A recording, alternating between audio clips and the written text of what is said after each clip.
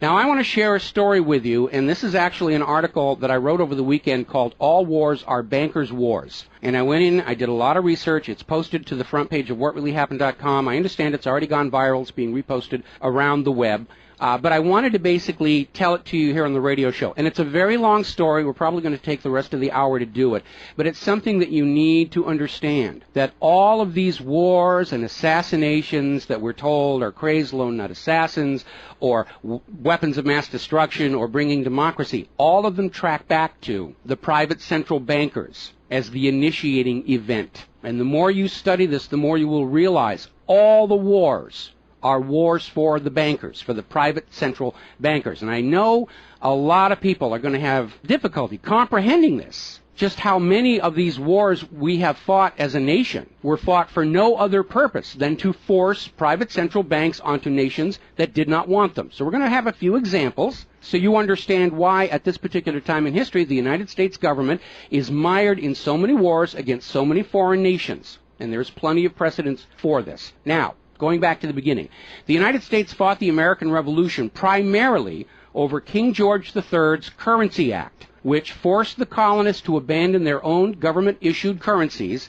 and conduct business only using printed banknotes borrowed at interest from the Bank of England. If you go back to the writings of Ben Franklin, direct quote, the refusal of King George III to allow the colonies to operate an honest money system which freed the ordinary man from the clutches of the money manipulators was probably the prime cause of the revolution. That's Ben Franklin. Now, our public schools don't teach that because you're not supposed to know that the bankers were really behind the American Revolution. After the Revolution, the United States adopted a revolutionary, radically different economic system in which the government issued its own value-based currency so that private banks couldn't skim the wealth of the people through interest-bearing banknotes. So the American Revolution was fought primarily to free the American people from King George III's Currency Act, which ordered them to conduct all business using printed banknotes borrowed at interest from the Bank of England. So the Bank of England was just, raking in wealth from the labor of the American people in exchange for ink and paper. And that fueled the anger that led to the American Revolution. Your public schools don't spend a lot of time on that, but that was really what it was all about. So the revolution was over, the United States was born, but the private bankers are nothing if not dedicated to their schemes to acquire other people's wealth, and they knew full well how easy it is to corrupt a nation's leaders. Now, just 1 year after Mayer Amschel Rothschild had uttered his infamous, "Let me issue and control the nation's money, and I care not who makes the laws," private bankers succeeded in setting up a new private central bank called the First Bank of the United States, largely through the efforts of the Rothschilds' chief supporter in the United States, Alexander Hamilton. Now, this First Bank of the United States was founded in 1791, and by the end of its 20-year charter, the First Bank of the United States had almost ruined the nation's economy while enriching the bank's owners.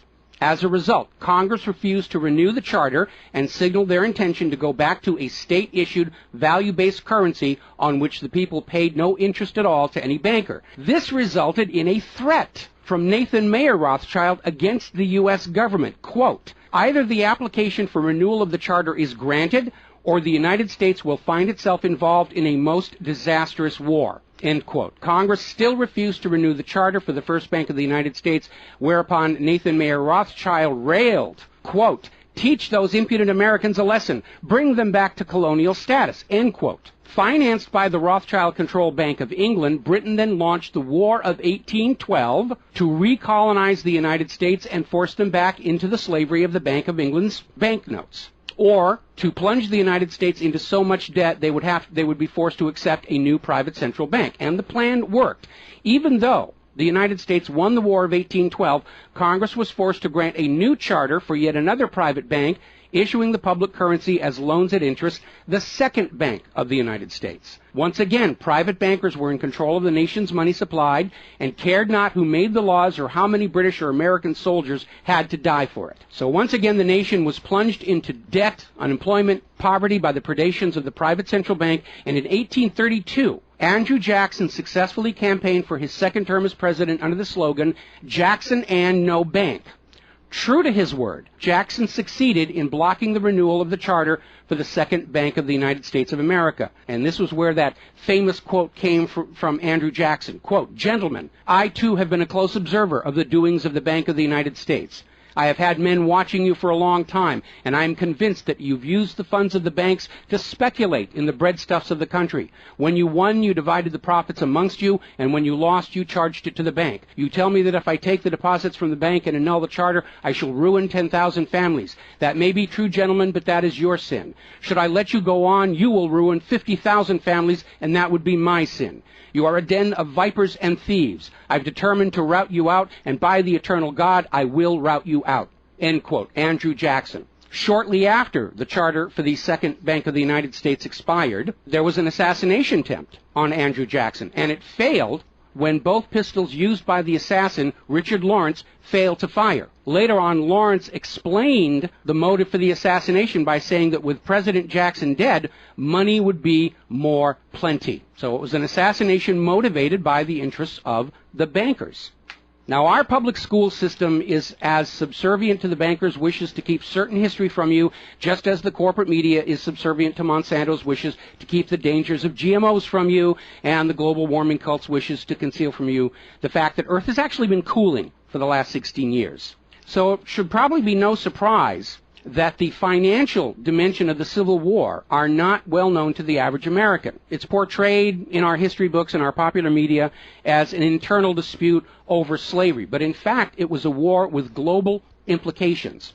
When the Confederacy seceded from the United States, the bankers once again saw the opportunity for a rich harvest of debt and offered to fund Lincoln's efforts to bring the South back into the Union at 30% interest. Lincoln remarked that he would not free the black man by enslaving the white man to the bankers, and using his authority as president, issued a new government currency, the greenback. This was a direct threat to the wealth and power of the central bankers, who quickly responded. This is a quote from the London Times following Lincoln's issuance of the greenbacks. Quote, "If this mischievous financial policy, which has its origin in North America, shall become indurated down to a fixture, then that government will furnish its own money without cost. It will pay off debts and be without debt. It will have all the money necessary to carry on its commerce. It will become prosperous without precedent in the history of the world. The brains and wealth of all countries will go to North America. That country must be destroyed, or it will destroy every monarchy on the globe."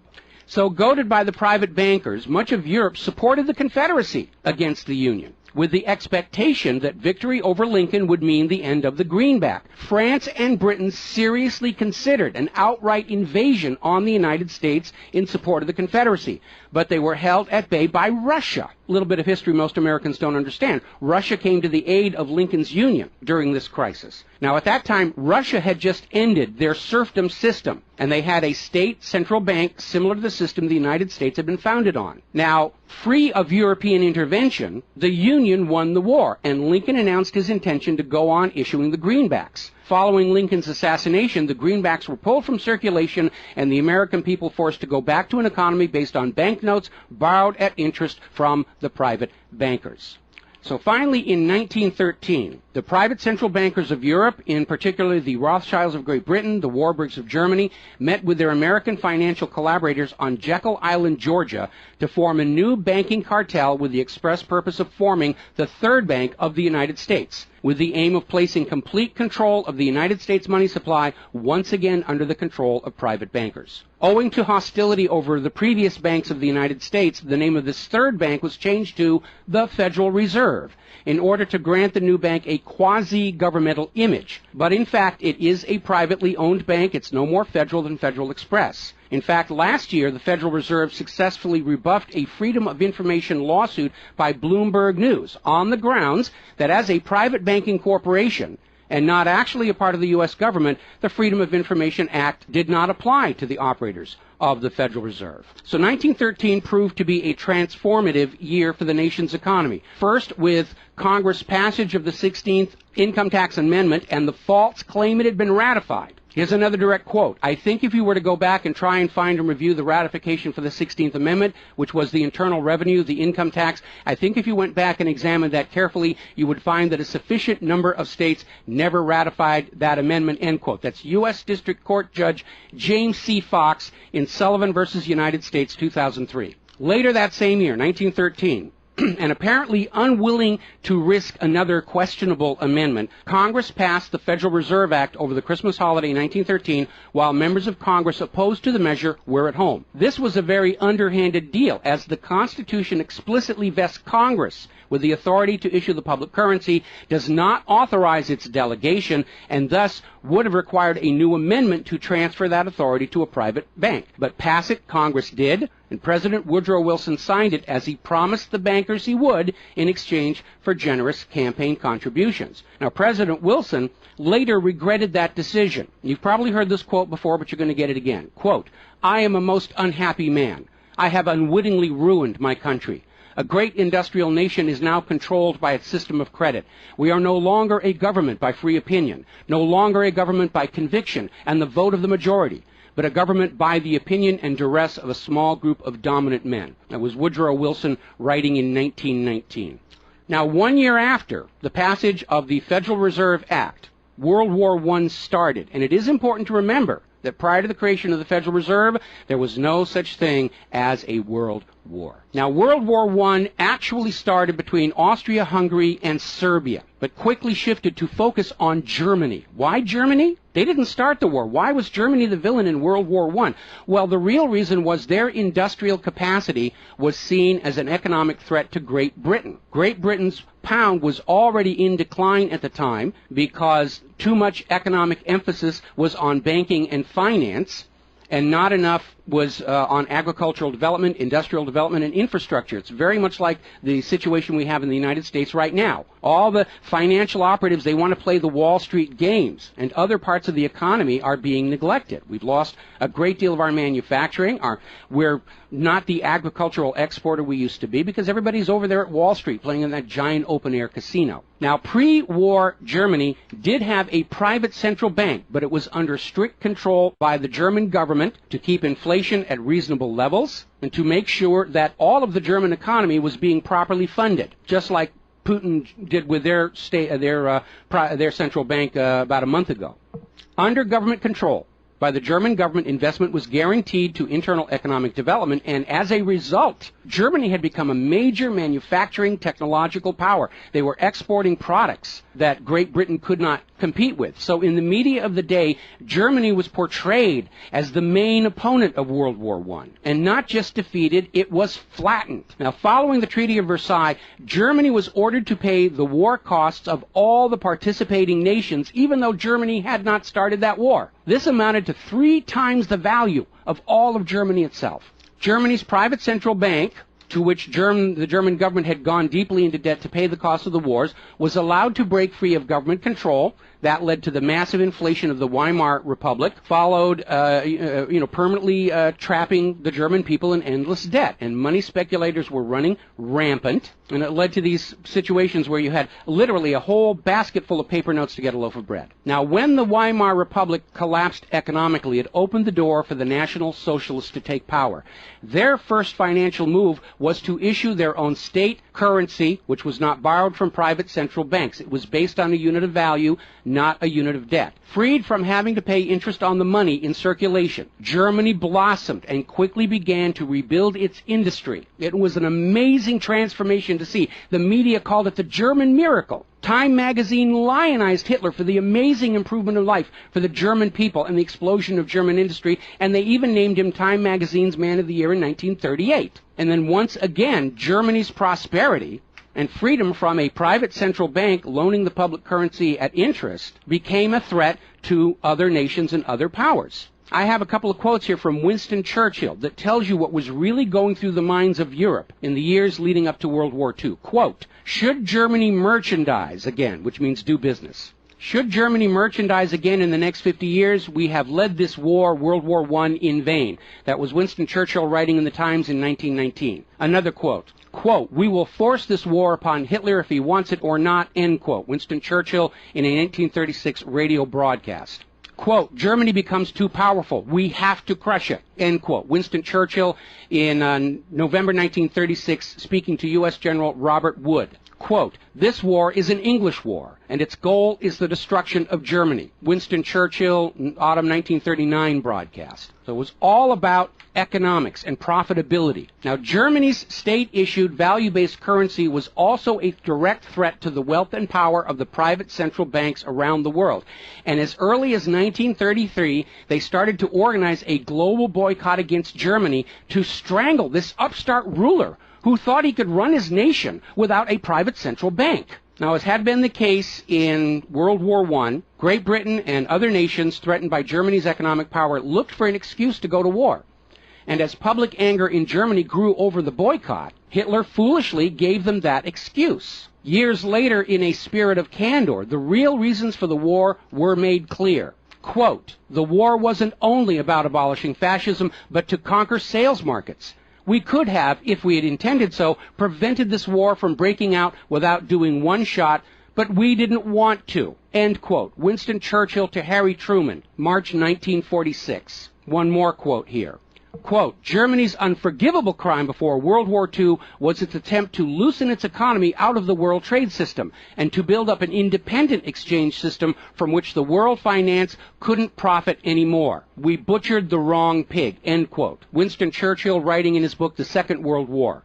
Now, a little side note, we're going to actually step back in time to the years before World War II. A little bit of history a lot of Americans are still completely unaware of. And it involves a gentleman by the name of Marine Corps Major General Smedley Butler. In 1933, Wall Street bankers and financiers had bankrolled the successful rise to power of Hitler and Mussolini. Brown Brothers Harriman in New York, and they're still there. I saw them when I was there for the 9/11 anniversary. They were financing Hitler right up to the day war was declared with Germany. And these Wall Street financiers decided that a fascist dictatorship in the United States, based on the one Mussolini had in Italy, was going to be far better for their business interests than Roosevelt's New Deal, which threatened massive wealth redistribution to recapitalize the working and middle classes of America. So the Wall Street tycoons recruited General Butler to lead the overthrow of the U.S. government and install a Secretary of General Affairs who would be answerable to Wall Street and not the people, would crush social unrest and shut down all the labor unions. General Butler pretended to go along with the scheme, but then exposed the plot to Congress.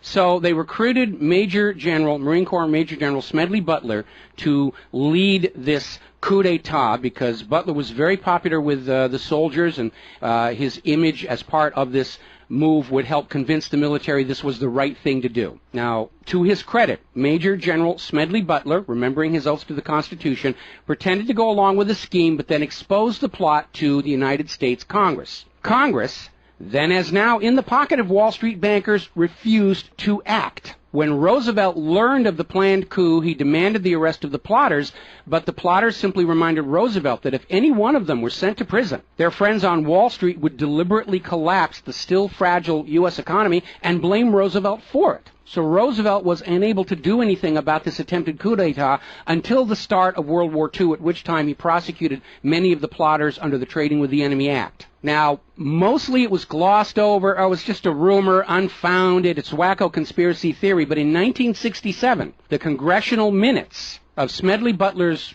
revelation to Congress of the coup were finally released to the public. You ever see this movie, 7 Days in May, Kirk Douglas and Burt Lancaster, about an attempted military takeover of the United States of America? It was based loosely on this story. But of course, in the movie, the bankers being behind the Burt Lancaster character was completely removed from the script here. Now, Smedley Butler is also famous for writing a work called War is a Racket. And I would like to read you a quote from that. Quote, "I spent 33 years and 4 months in active military service as a member of our country's most agile military force, the Marine Corps. I served in all commissioned ranks from second lieutenant to major general. And during that period, I spent more of my time being a high-class muscle man for big business, for Wall Street, and for the bankers. In short, I was a racketeer, a gangster for capitalism. I suspected I was just part of a racket at the time. Now I'm sure of it. Like all members of the military profession, I never had an original thought until after I left the service.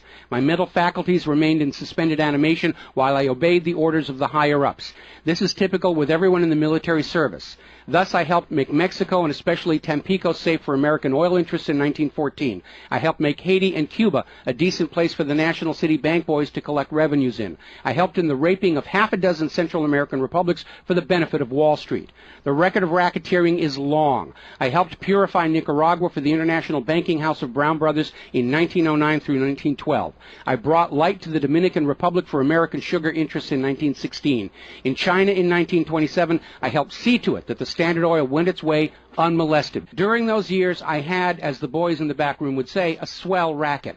I was rewarded with honors, medals, and promotion. Looking back on it, I feel I might have given Al Capone a few hints. The best he could do was operate his racket in 3 city districts. I operated on 3 continents. General Smedley Butler, former U.S. Marine Corps Commandant, and he wrote that in 1935. Now moving forward here, as president, John Fitzgerald Kennedy understood the predatory nature of private central banking. He understood why Andrew Jackson fought so hard to end the Second Bank of the United States.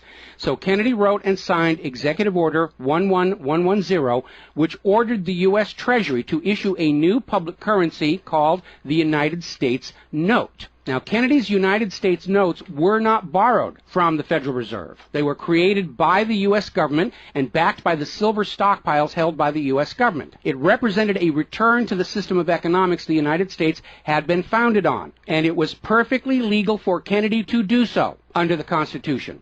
All told, some $4.5 billion went into the public circulation, which eroded interest payments to the Federal Reserve and loosened their control over the nation. 5 months after signing Executive Order 11110, John F. Kennedy was assassinated in Dallas, Texas, and the United States notes pulled from circulation and destroyed.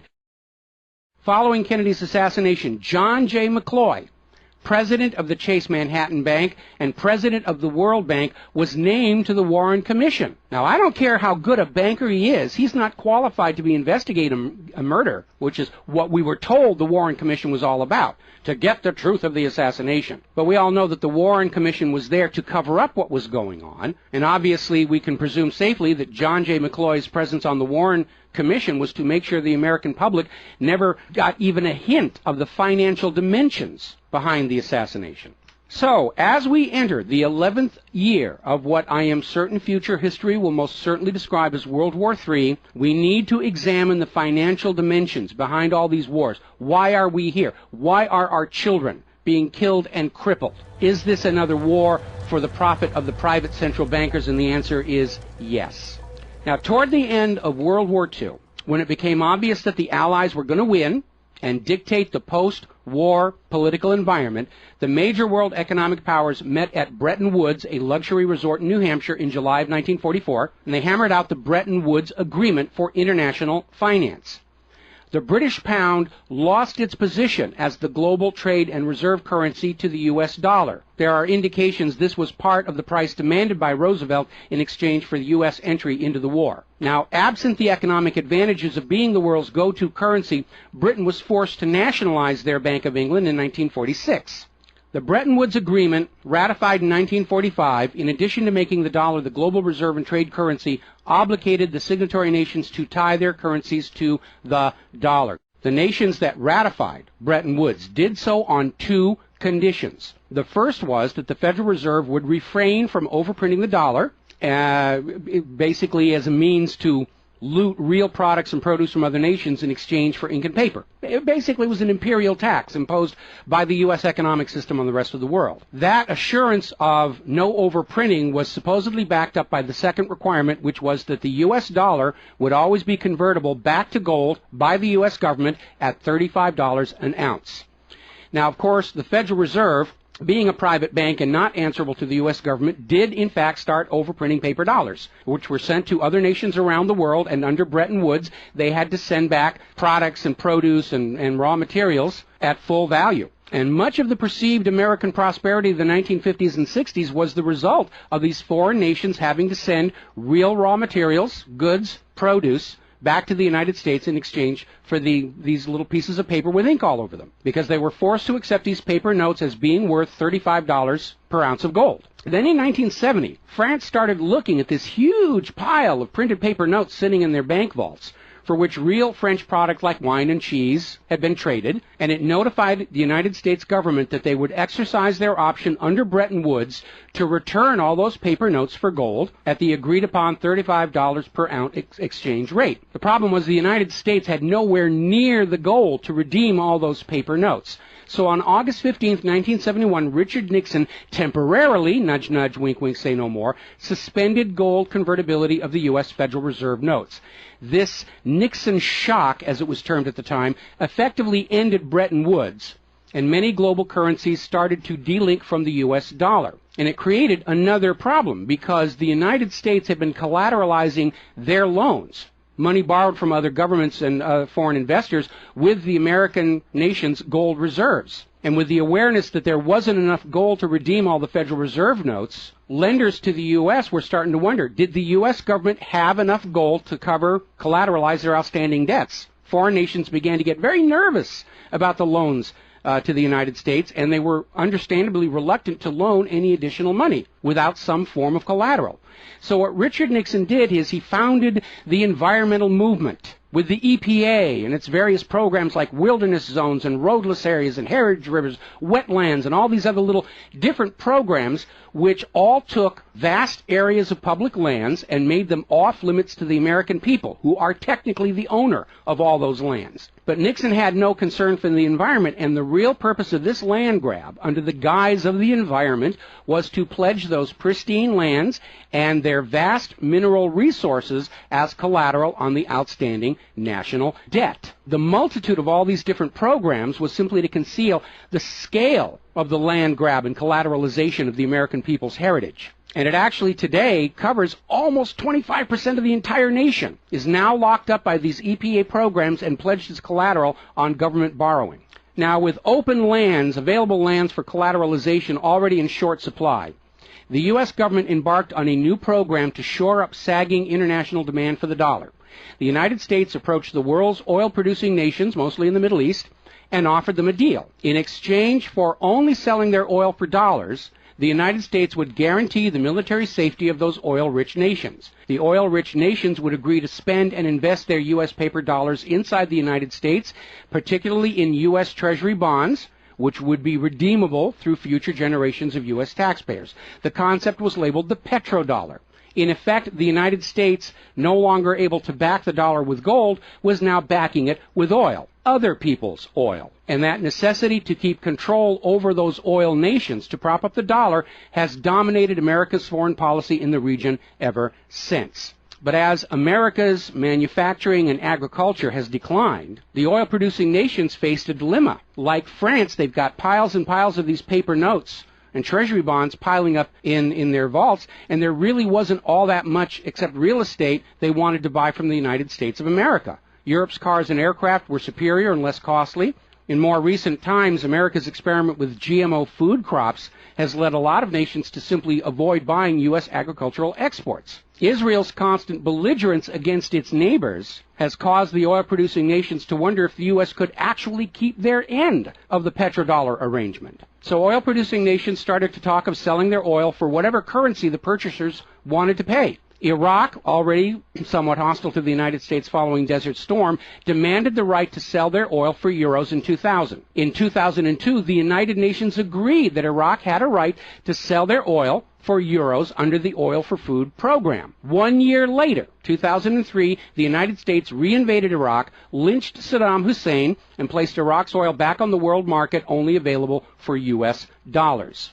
Now, the clear U.S. policy shift following 9/11, away from at least attempting to appear to be an impartial broker of peace in the Mideast to one of unquestioned support for Israel's aggressions, only further eroded confidence in the petrodollar deal, and even more oil-producing nations started openly talking of trading their oil for other global currencies. So over in Libya, Muammar Gaddafi had instituted a state central bank and a value-based trade currency, the gold dinar.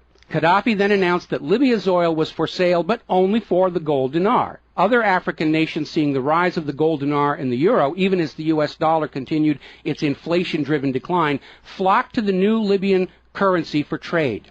This move had the potential to seriously undermine the global hegemony of the dollar. French President Nicolas Sarkozy reportedly went so far as to call Libya a threat to the financial security of the world. So the United States invaded Libya under the guise of supporting a popular rebellion. They brutally murdered Gaddafi, apparently because the object lesson of Saddam's lynching had not been enough of a message, imposed a private central bank, and returned Libya's oil output to dollars only. The gold that was supposed to be made into the gold dinars, as of the last report I could find, unaccounted for. Now, according to General Wesley Clark, the master plan for the dollarification of the world's oil nations included 7 targets: Iraq, Syria, Lebanon, Libya, Somalia, Sudan, and Iran. Venezuela, which has started selling their oil to China for the yuan, seems to be a late addition. What is notable about those original 7 nations targeted by the U.S. is that none of them are members of the Bank of International Settlements. This is the private central banker's private central bank located in Switzerland. That meant that those 7 targeted nations were deciding for themselves how to run their nation's economies rather than submitting to the international private central bankers. Now, of course, the bankers' gun sights are on Iran, which dares to have a government central bank and sell their oil for whatever currency they choose. The war agenda for Iran is, as always, to force Iran's oil to be sold only for dollars and to force them to accept a privately owned central bank. Now, you have been raised by a public school system and a media that constantly assures you that the reasons for all these wars and assassinations are many and varied. We're bringing democracy to the conquered lands. We hear that a lot when actually the U.S. hasn't. The usual result of a U.S. overthrow is the imposition of a pro-business, pro-Wall Street, pro-U.S. dictatorship. Good example, the 1953 CIA overthrow of Iran's democratically elected government of Mohammad Mossadegh and the imposition of the Shah. Or the 1973 CIA overthrow of Chile's elected government of President Salvador Allende and the imposition of the dictator Augusto Pinochet. Another one of the excuses we'll get is we have to save the people from a cruel oppressor. That's the one they're using in Syria right now. Revenge for 9/11. That was a big one going into Iraq. And then later on, President Bush was caught on video saying, no, Iraq had nothing to do with 9/11. And behind all of them, that tired, worn-out, catch-all excuse for invasion, weapons of mass destruction. Assassinations are always passed off as crazed lone nuts to obscure the real agenda. And the real agenda of the bankers is very simple. It is enslavement of the people by creation of a false sense of obligation. Now, that obligation is false because the private central banking system by design creates more debt than money with which to pay the debt. There is no way out the way it's set up. It's impossible to escape as long as you're playing by their rules. And you need to understand, private central banking is not science. It is a religion. It's a set of arbitrary rules created to benefit the priesthood, meaning the bankers, and it is supported only because people believe this is the way it's supposed to be.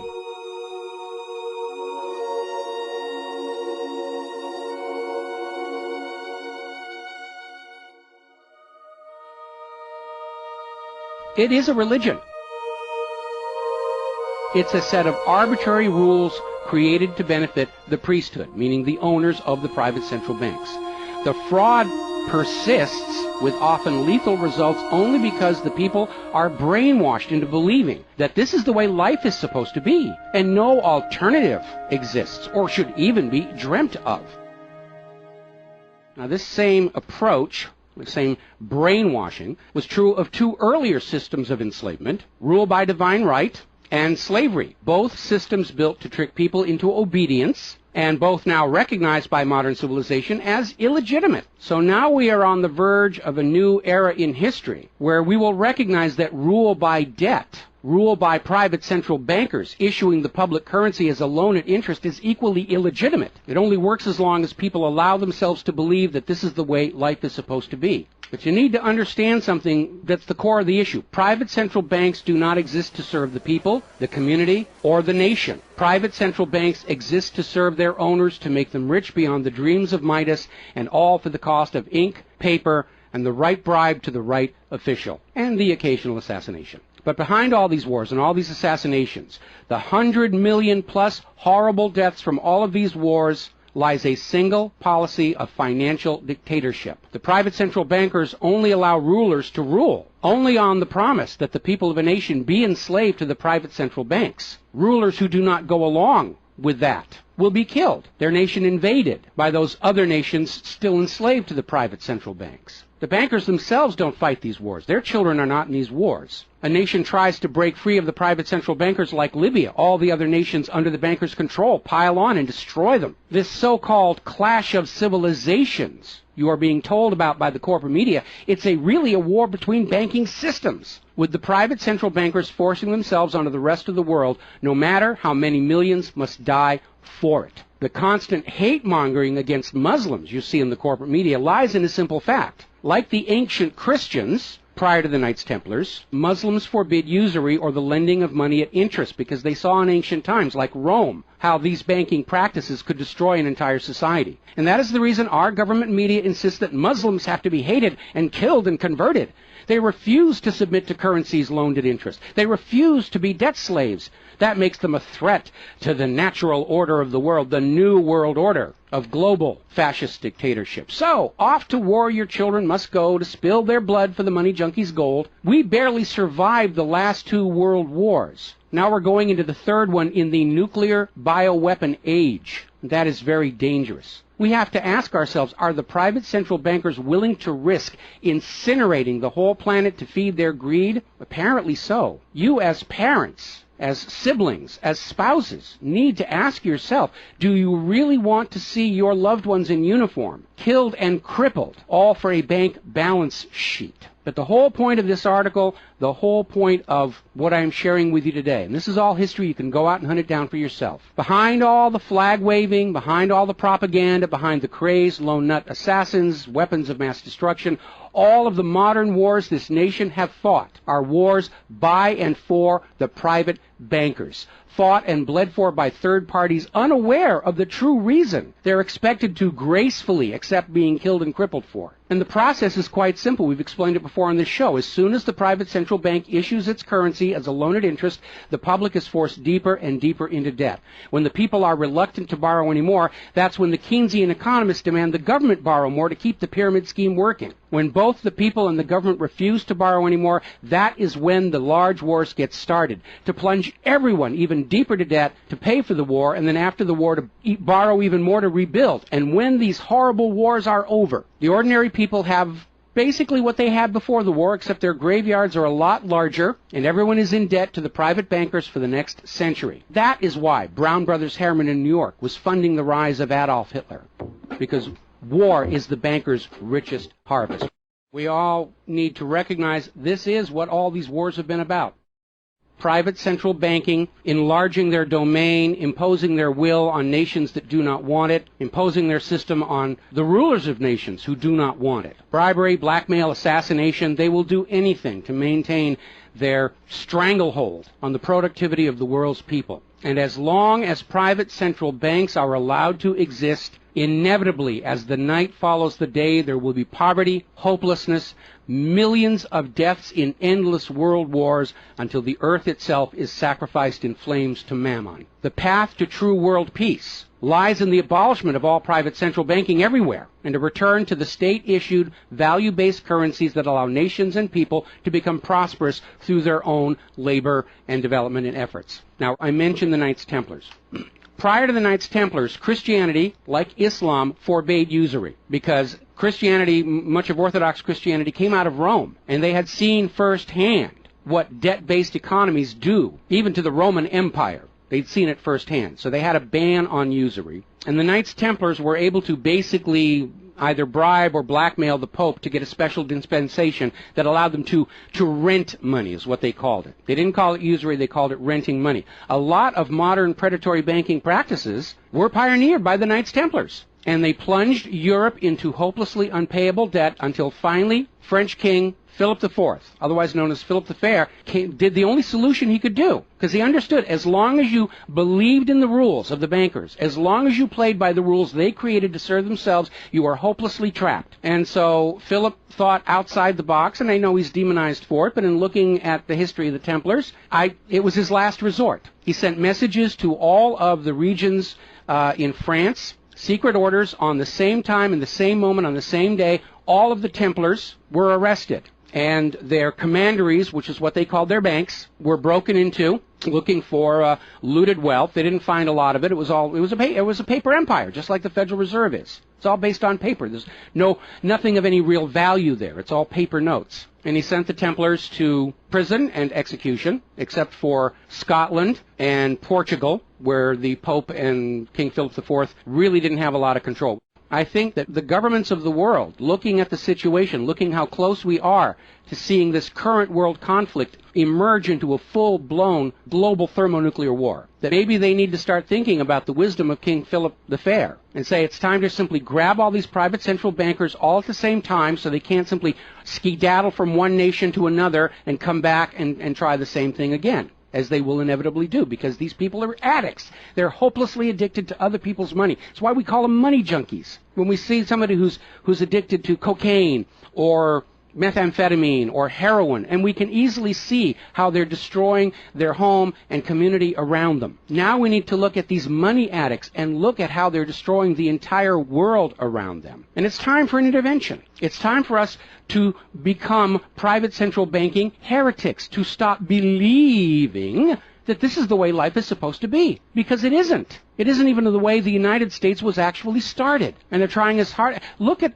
the destruction of our nation. We used to be the world's greatest nation. Now the most generous estimate is we're down to number 16 and still falling. And yet, despite the destruction to our nation, its infrastructure, its children, its quality of medical care, the quality of its manufacturing output, we still are compelled somehow to go out and force this same banking system onto the rest of the world at the point of a bayonet. Does that make any sense at all? Not to a rational human being. To a money junkie, yeah, it's perfect. But we're really at a crisis point in history. And the first step to resolving that crisis, to not let it go any further into a potential nuclear war, is to recognize that private central banking, ruled by manufactured illusion of debt, is no more legitimate a system of governance than rule by divine right or rule by slavery. We all need to recognize the true cause of all the pain and suffering and wars. It's not the terrorists, it's not Al-Qaeda. These are just distractions and set pieces put in front of your eyes so you can't see the very clear pattern behind much of modern human history. It's a war of banking systems, with the predatory private central banks seeking to eradicate any nation and any ruler that would dare try and operate their economy outside the control of the private central bankers. That's the real cause for the war. Is it something you're willing to fight and die for, to support these private central bankers? Is it something you're willing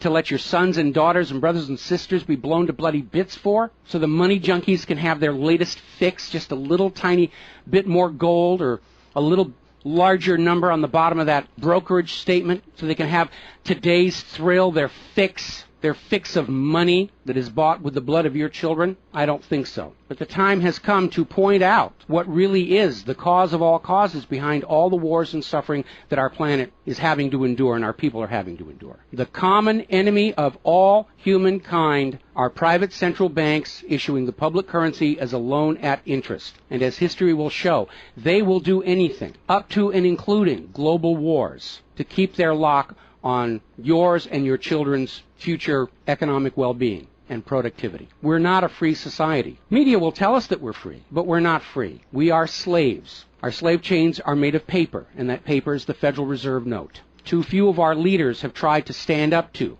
this system of enslavement, usually with lethal results. But if all the people of the world at the same time stand up and say no more private central banks, it will come crashing down, just as slavery did, just as rule by divine right did, and then we'll be embarking on a new era in human history, where the emphasis on social development is on the people and not on the money junkies.